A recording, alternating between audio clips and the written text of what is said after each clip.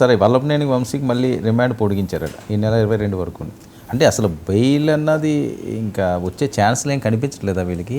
పోసాన్ని ఏమో మళ్ళీ సిఐడి రమ్మన్నది 2 రోజుల వారానికి. పోసాని వీళ్ళ కేసులకు వల్లభనేని వంశీ కిడ్నాప్ కేసులో చిక్కుకోవడం అన్నది ఆయన యొక్క అడిషనల్ మిస్టేక్. ఆయన అంటే అదనపు తప్పిదం ఆయన చేసి దాంట్లో చిక్కుకున్నాడు. లేకపోతే మామూలుగా అయితే కనుక స్టేషన్ బెయిల్ కూడా ఇవ్వచ్చు వీటికి.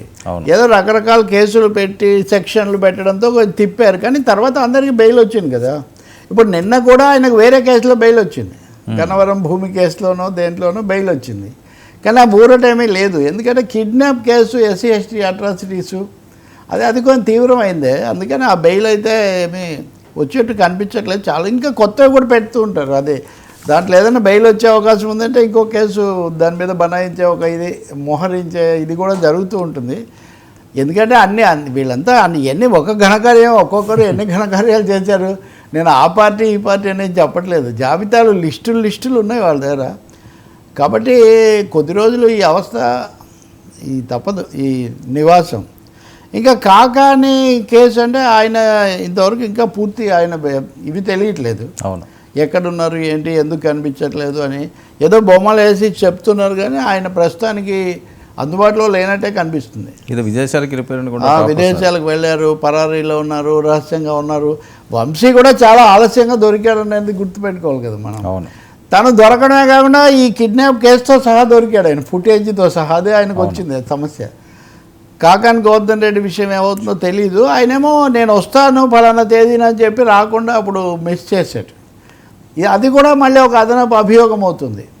ఇప్పుడు ఈయనను వదిలిపెట్టకూడదని అడగడానికి పోలీసులు అదే మెన్షన్ చేస్తారు, వస్తానని చెప్పి రావడం లేదు కాబట్టి మాకు తప్పకుండా మా దగ్గర పెట్టాలి మీరు అన్నట్టుగా. ఇవన్నీ నడుస్తున్నాయి వరుసగా. ఇదొక పర్వం, కేసుల పర్వం. సార్ ఏపీలో మరో 15 ఏళ్ళు మాదే అధికారం. కాకపోతే సుప్రీంకోర్టు ఒక ముఖ్యమైన ఇది ఇచ్చింది నిన్న, సివిల్ కేసులను క్రిమినల్ కేసులుగా మార్చకండి. ఓకే, ఓ పెద్ద ప్రయత్నం జరుగుతుంది. సివిల్ కేసులను క్రిమినల్ కేసులుగా మార్చి ఎక్కువ రోజులు పెట్టడానికి ఇదంతా ప్రయత్నం చేస్తున్నారు. అంటే ఉదాహరణకు ఉత్తరప్రదేశ్ చాలా కీలకమైంది కదా వీళ్ళకు. ఇప్పుడు జగన్మోహన్ రెడ్డి ఇక్కడ అంటున్నట్టే ఉత్తరప్రదేశ్లో శాంతి భద్రతలు కుప్పకూలేయని సుప్రీంకోర్టు వ్యాఖ్యానం చేసింది. ఒకడెవడో చెక్ బౌన్స్ ఉందంటే చెక్ బౌన్స్ చేసి ఆయన వాడి మీద క్రిమినల్ కేసు పెట్టారు. చెక్ బౌన్స్ సివిల్ కేసు మామూలుగా జరగాల్సింది, ఇది కూడా పెట్టారు. ఇది 3వసారి చెప్తున్నాం మేము, మీరు ప్రతి సివిల్ కేసును క్రిమినల్ కేసుగా మారిస్తే ఎట్లా? ఒక పరువు నష్టం జరిగింది, దుర్భాషలు ఆడాడు, లేదా బూతులు తిట్టాడు అంటే ఇవన్నీ సివిల్ కేసుల కింద జరగాల్సినవి. దీని వెనక ఒక కాన్స్పిరసీ కోణం ఉంది, వీళ్ళందరూ కలిసి ఒక చోట కుట్ర పన్నారు అని చెప్పే ప్రయత్నం చేస్తున్నారని. హైకోర్టు కూడా, ఆంధ్రప్రదేశ్ హైకోర్టు కూడా 1-2 సార్లు ఇట్లాంటి మాటలు ఈ మధ్య వాళ్ళు కూడా వాడుతున్నారు. ఇంకా ఎన్ని వస్తాయో కేసులు, ఆ జాబితా చూడాలి. రెడ్ బుక్ కదా.